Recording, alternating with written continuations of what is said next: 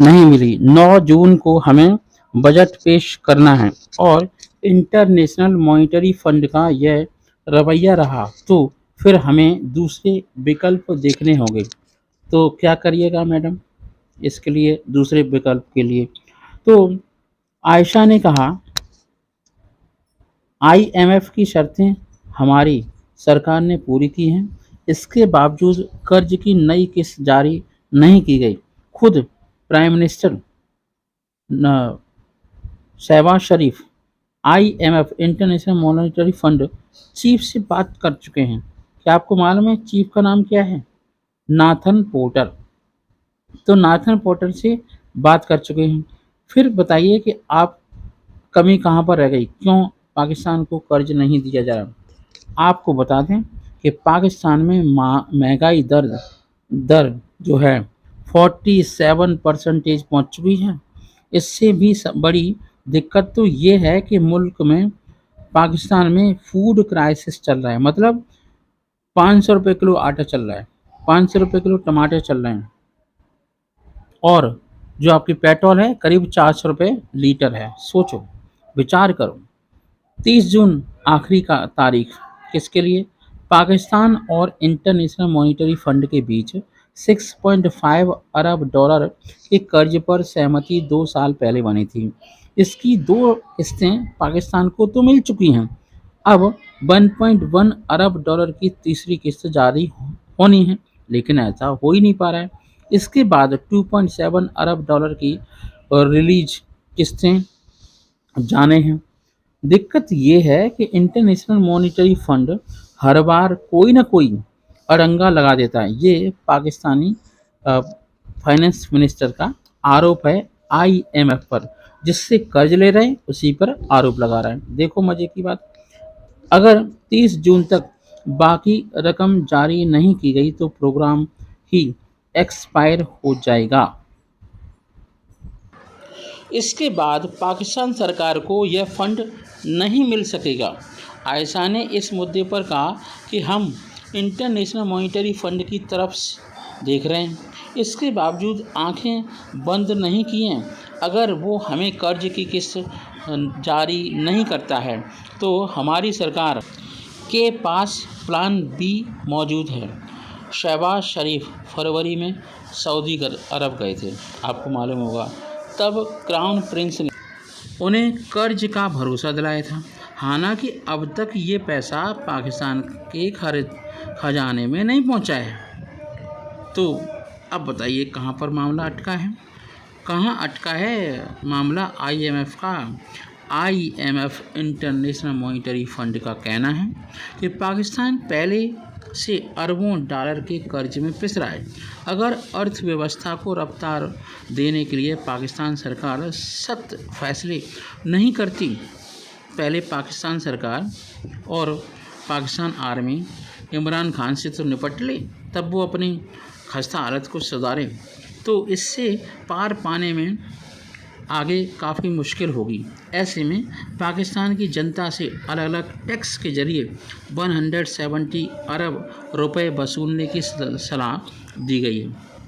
IMF की मांग है कि पाकिस्तान अपनी इकोनॉमी को बेहतर करने के लिए एक्सपोर्ट पर टैक्स कम करे।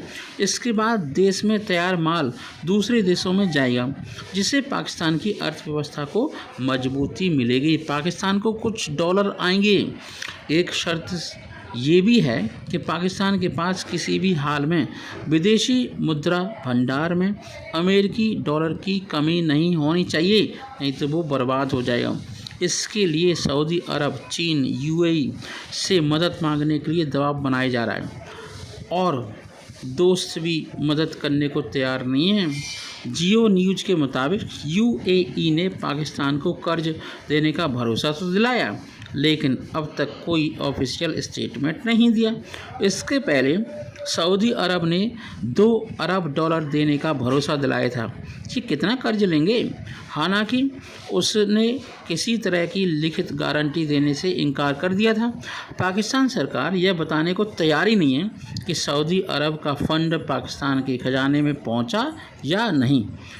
ठीक है, तो ये पाकिस्तान ये इस टाइप की खबरें इसलिए उड़ाता रहता है जिससे IMF को बेवकूफ़ बनाने के लिए। पाकिस्तान की परेशानियां इसलिए भी बढ़ चुकी हैं क्योंकि IMF ने पाकिस्तान की ग्रोथ फोरकास्ट 2% से घटकर कितनी कर दी, 0.5% कर दी घटा करके।